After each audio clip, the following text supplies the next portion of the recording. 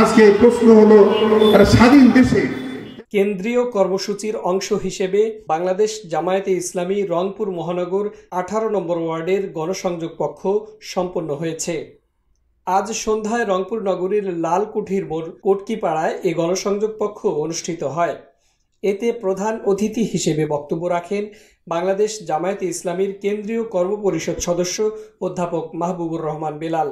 জামায়াতের 17 নম্বর ওয়ার্ড আমির সাইফুদ্দিনের সভাপতিত্বে ও 18 নম্বর ওয়ার্ড আমির আব্দুল আজিজের সঞ্চালনায় এতে বিশেষ অতিথি হিসেবে বক্তব্য রাখেন জামায়াতের রংপুর মহানগর সেক্রেটারি আনোয়ারুল হক কাজল। বাংলাদেশ শ্রমিক কল্যাণ ফেডারেশনের রংপুর মহানগর সভাপতি অ্যাডভোকেট কাউসার আলী, মহানগর যুব বিভাগের সেক্রেটারি ফরহাদ হোসেন মণ্ডল, কোতোয়ালি থানা আমির মাওলানা গোলাম কিবরিয়া সহ আরো অনেকে। যে কোনো মুহূর্তে মানুষকে কুলিয়ে যেত।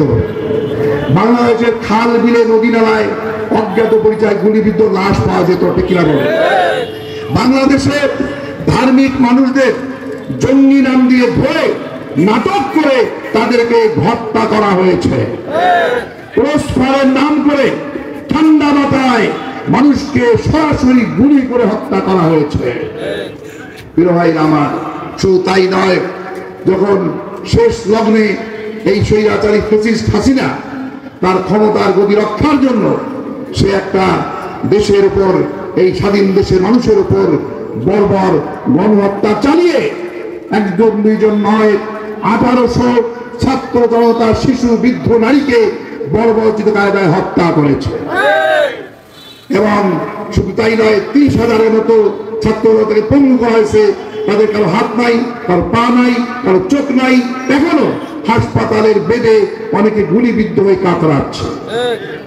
আল্লাহ রাসূলের রহমতে এই একটা বন্দি দশা থেকে, এই একটা চরম নির্যাতন নিপীড়নের দশা থেকে, একটা জাহান্নামের অবস্থা থেকে এই জাতিকে মুক্ত করেছে ওই আমাদের সন্তানেরা, আমাদের ছাত্ররা, যারা বৈষম্য বিরোধী আন্দোলন শুরু করে সে আন্দোলনের মাধ্যমে এই ফ্যাসিস্ট সরকারের পতন করেছে এবং শেখ হাসিনা ভারতে পালিয়ে যেতে বাধ্য হয়েছে। আলহামদুলিল্লাহ।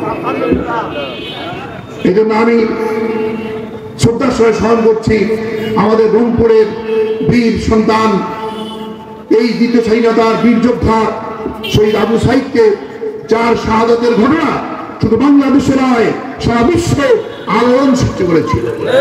সেই আলোড়নে, সেই মানুষের ক্ষোভে শেখ হাসিনার তত্ত্বে তাউস জ্বলে পড়ে ছারকার হয়ে গেছে। শহীদ আবু সাইদ সহ, শহীদ মুগ্ধ সহ আরো যারা শহীদ হয়েছেন সবার প্রতি আমি শ্রদ্ধা জানাই।